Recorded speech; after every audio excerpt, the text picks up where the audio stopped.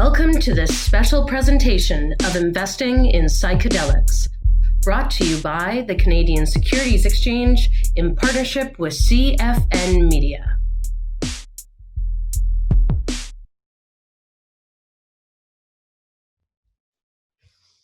Hi, my name's Anna Sarin. I'm Director of Listings Development with the Canadian Securities Exchange. I am joined today by Mike Arnold. He is CEO of Silo Wellness. Mike is joining us today as a participant, one of the issuers joining us for our Investing in Psychedelics initiative that will be going live on June 17th. So Mike, we look forward to hosting you on the 17th. But we wanted to make sure that we found out more about Silo. So why don't you start off by telling us about the company? Yeah, thanks, Anna, and thanks for having us at the conference.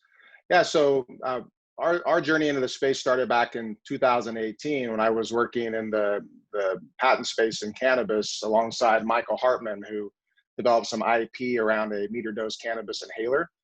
At that time, I was sort of in that mindset about meter dosing, and I came across a physician that offered to take me on a psychedelic trip after educating me about the scientific research and the direction he thought the science was going, along with the advocacy. I had really no background or knowledge about that at all, and I was, quite frankly, terrified of taking psychedelic mushrooms for the first time. But given that he knew about my rugby history, 20 years of playing rugby with head injuries, he thought it would be a good idea, and I'd get some benefit out of it. So I dove right in, pretty much without any preparation. To say my mind was blown about the science is an understatement, and even more so about the efficacy surrounding it. Over the next month, there was just a lot of introspective thinking that kind of made you feel like you were a third-party observer to your own life, and kind of looking at like a computer programmer looking at problems and then recoding something. And all I kept thinking about is, boy, like if this efficacy is great for me and as great as the anecdotes and the science, then how do we get this in the hands of as many people as quickly and inexpensively as possible? So I was in an opportune position to reach out to Michael Hartman, who was an innovator in the inhaled medicine space with pharmaceuticals, having a history at Novartis and other pharmaceutical companies. And we did sort of the back of the napkin work to try to figure out some delivery modalities, which ultimately, springing forward to 2019, led us to filing a provisional application for a patent for meter dosing solutions that eventually gave birth to our trips to Jamaica and developing the prototype for the psilocybin nasal spray.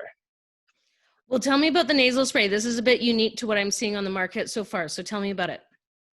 Yeah, so along with our pharmacologist, Dr. Parag Bhatt, and others from our team, we made various trips to Jamaica, where we were sourcing mushrooms and doing some product development. And the problem we were trying to solve for was really, not really any big epiphanies. It was basically my fears. We were trying to solve for putting myself back in time to that moment I tried mushrooms for the first time and being a little bit of a risk taker versus having grown up in the Midwest and seeing rural Missouri and the people that could really benefit from psychedelic medicine that would have nothing to do with cannabis, much less like raw biomass of mushrooms. So the goal was to alleviate some of the pressures that the natural medicine has. For instance, uptake speed. On an empty stomach, you're going to get 30 to 45 minutes uptake speed. On a full stomach, you could have the cannabis edibles type problem of being blindsided 2 to 3 hours later with maximum efficacy. And you often get that problem, as with cannabis edibles, of stacking doses. So, our pharmacologist assured us on uptake speed issues regarding the nasal spray modality, and ultimately we were intent upon and came up with the nasal spray using natural mushrooms, and essentially gives you a direct access to the liver via the nasal membranes to the bloodstream, to the aorta, to the liver, where it converts the psilocin and onto the brain. And from there, kind of going back in time to 2018, we were also looking at functional mushrooms. We did some test marketing in rural Missouri in early 2019 on various tinctures with functional mushrooms.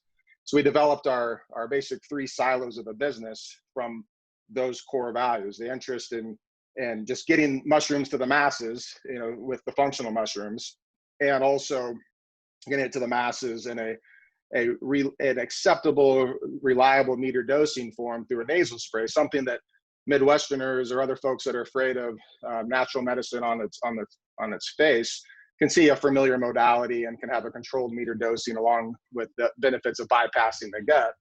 Oftentimes people get nausea associated with raw biomass. So from there, we developed, our IP silo. We developed the functional mushroom line.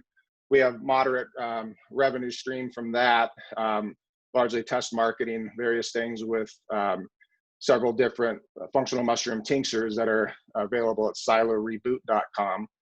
And we've also, through our relationships in Jamaica and just sort of knowledge of the psychedelic mushroom space, engaged several real estate partners and other logistics partners to establish a retreat system that we're hosting under siloretreats.com. And that is essentially an access to the market for the high-end retreats, as well as we're trying to work with, in fact, yesterday I met with a group of veterans. We're trying to get some veterans there on low-cost retreats as well. And because we see the future of psychedelic medicine largely being testimonial, anecdote-based. We really see in the advocacy space, the traditional advocates, but you see the newer comers to the space, which is veterans, combat veterans of Iraq and Afghanistan, who have found just beautiful breakthroughs with mushrooms and ayahuasca or DMT, done and as inhaled medicine. And they were able to do that with community-based medicine rather than the pharmaceutical approach, which most of them didn't have luck with their PTSD. So from that framework of the IP, the functional mushrooms, the retreat system, we've been working diligently with the due diligence on a public vehicle and the various paperwork associated with that system. And we're looking forward to a listing where we can really focus on an aggressive M&A plan that can shore up our various verticals, as well as have us in the position that we are, as sort of pioneers in the space. We're always on a hilltop a few minutes before others, and we can sort of survey the land about where we want to go next. And it's really the what next that's exciting. The what's now, like a lot of what we're hearing, is what was the what's next to me in 2018 when I was frantically trying to put myself in the position of, if I could go back in time to cannabis in 1996, before California did medical, or 2012 in Colorado, what would I want to do? What would I want to focus on? People, processes, delivery modalities, IP, capital, relationships, et cetera. And so we had that luxury, which is a sad luxury, because if there wasn't prohibition, there would be, banks, money, the big pharma players and others already in the space. So we're all sitting on the cusp of an industry that's very exciting, and I'm excited to hear from the other presenters at the conference to see what the what next is right now for everyone. Well, and I think the one thing is that I've learned in my journey of finding out more about this sector is it seems that there is a more heavy weighted emphasis on assisted treatment. So it's not like pharmaceuticals where you give someone a pill and you send them on their way. There is a big element that is assisted in the community, which I think might be a bit of a game changer, or hopefully is a bit of a game changer to treat some, incredibly big issues within our society, whether it be post-traumatic stress syndrome, severe depression, anxiety, and other issues, and maybe walk away a little bit from some of the opioids that are being used. So I love to see this development happening, and I love to see the groups that are coming here that are just so passionate. I know you and your team are very passionate and dedicating a lot of your time and effort to this. So, I'm excited to see what you guys are able to do next. Is there anything coming up in the next year that we should all watch out for?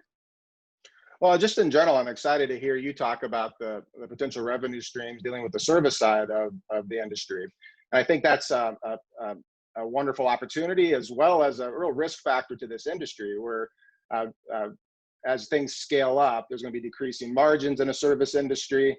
And largely, a lot of these services could and should be supplied in a community-based decriminalization network. So what I'm excited about is being here in Oregon right now, which is soon to be the epicenter of federalism at its finest, our experiment of getting the psilocybin service initiative on the Oregon ballot. So hopefully in the next year, when folks wake up the morning after the Trump is either deposed or reelected, below the fold will be an article about how Oregon has hopefully legalized psychedelic medicine through psilocybin. And I'm excited to be a company that was founded and is operated in Oregon. Well, we're very much being forced right now to relook at how we've handled a lot of things, and I think this is going to bring a lot of health and repose for some people that have been struggling for a long time. So I'm excited to see what you guys are doing. Again, thank you, Mike, so much for joining me. I look forward for us to talking further on the 17th, amongst many of our peers in this sector. Great, thanks, and good work on putting this together. Thank you.